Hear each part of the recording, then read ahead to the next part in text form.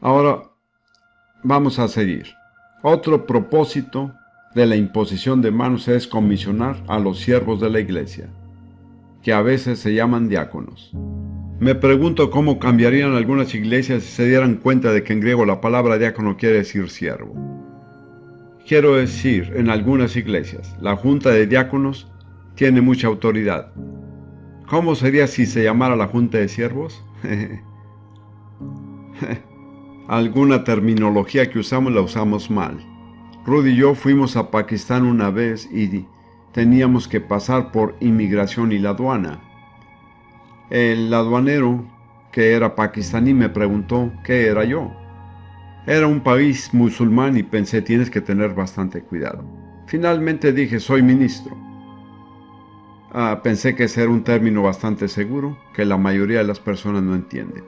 De ahí en adelante me recibieron a cuerpo de rey en todas partes, me hicieron pasar al principio de la fila, etc. Después me di cuenta que él pensó que era ministro del gobierno de los Estados Unidos.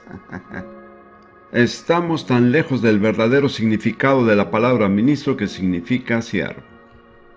Hermano o hermana, si usted es un ministro, es un siervo del Señor y un siervo del pueblo de Dios. Bien, la iglesia en Hechos 6 tenía un problema muy bueno. Estaban creciendo tan rápidamente que no podían cuidar de todos los pobres y de todas las viudas que necesitaban su atención. Permítanme señalar otra cosa con respecto a la iglesia del Nuevo Testamento. Invariablemente se responsabilizaban por sus viudas. Era algo que se daba por hecho. El problema hoy es que el gobierno se ha hecho cargo de tantas funciones que la iglesia en realidad no se da cuenta de su responsabilidad. Todavía pienso que la iglesia tiene cierta responsabilidad hacia los pobres, sea como sea que esta responsabilidad se lleve a cabo.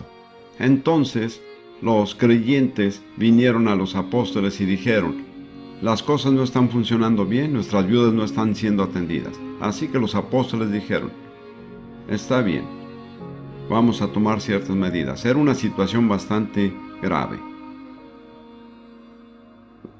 Los 12 apóstoles convocaron a la congregación y dijeron, no es justo que nosotros dejemos la palabra de Dios para servir a las mesas. Buscad pues, hermanos, de entre vosotros a 7 varones de un buen testimonio, llenos del Espíritu Santo y de sabiduría, a quienes encarguemos este trabajo, y nosotros persistiremos en la oración y en el ministerio de la palabra.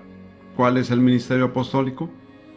La oración y el ministerio de la palabra. No es la administración. Dijeron, podemos conseguir a otras personas que se encarguen de la administración, nosotros seguiremos con nuestra responsabilidad. Escojan a 7 hombres conocidos de entre ustedes, y todos ellos tenían que ser llenos del Espíritu Santo. En la iglesia primitiva no se nombraba ni a un diácono a menos que éste fuera lleno del Espíritu Santo. Aquí vemos la sabiduría de los apóstoles, porque los diáconos iban a encargarse de las finanzas, así que dijeron que la congregación los escogiera. Luego los tomaron, los ordenaron y les dieron el cargo. Y después de eso la congregación ya no se podía quejar de estos hombres, porque ellos mismos los habían escogido. ¿Se da cuenta de lo sabio que es Dios?